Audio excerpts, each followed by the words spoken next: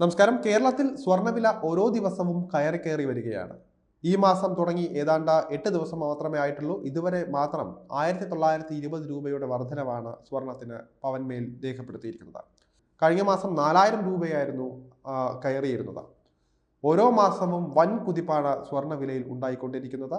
American president Donald Trump നടത്തുന്ന ഓരോ പ്രസ്താവനകളും വിപണിയിൽ വൻ ചലനം തന്നെയാണ് സൃഷ്ടിക്കുന്നത്. കേരളത്തിൽ ഇന്ന് ഒരു പവൻ സ്വർണത്തിന്റെ വില വരുന്നത് 63,560 രൂപയാണ്. 120 രൂപയാണ് ഇന്ന് മാത്രം കൂടിയിരിക്കുന്നത്. 22 കാരറ്റ് ഗ്രാമിന് 15 രൂപ വർദ്ധിച്ച 7,945 രൂപയിൽ എത്തിയിട്ടുണ്ട്.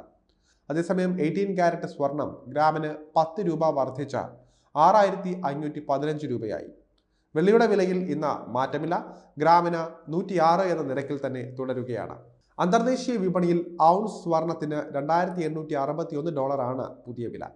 ഇതിൽ മാറ്റം വന്നേക്കാം.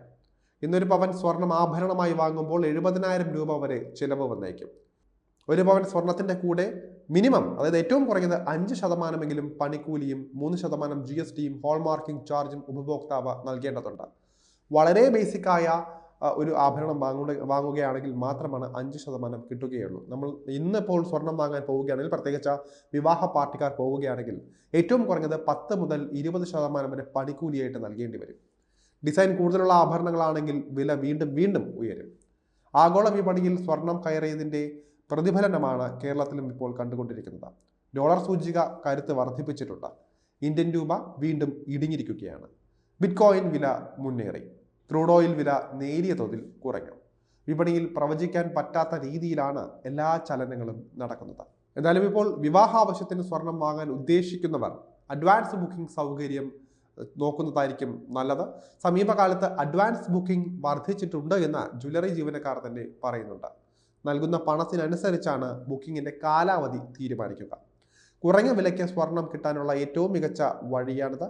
പണിക്കൂലിയിലും ഒരുപക്ഷെ ഇളവുകൾ ലഭിച്ചേക്കാം. നിക്ഷേപം എന്ന ലക്ഷ്യത്തോടെ സ്വർണം വാങ്ങുന്നവർ 24 കാരറ്റ് സ്വർണം വാങ്ങുന്നതായിരിക്കും നല്ലത്. വിവിധ ഡിജിറ്റൽ ഗോൾഡ് സ്കീമുകളും ലഭ്യമാണ്.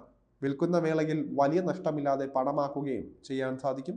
അതേസമയം വില വൻതോതിൽ ഉയർന്നതോടെ 18 കാരറ്റ് സ്വർണത്തിനും ആവശ്യക്കാർ ഏറിയിട്ടുണ്ട്. ഡോളർ സൂചിക 108 എന്ന നിരക്കിലേക്ക് ഉയർന്നിട്ടുണ്ട്. ഡോളറിനെതിരെ ഇന്ത്യൻ രൂപ തകർന്നടിഞ്ഞിരിക്കുകയാണ്. 87.79 എന്ന നിരക്കിലാണ് രൂപ. ബ്രന്റ് ക്രൂഡ് ഓയിൽ വില $74 ഉള്ളത്.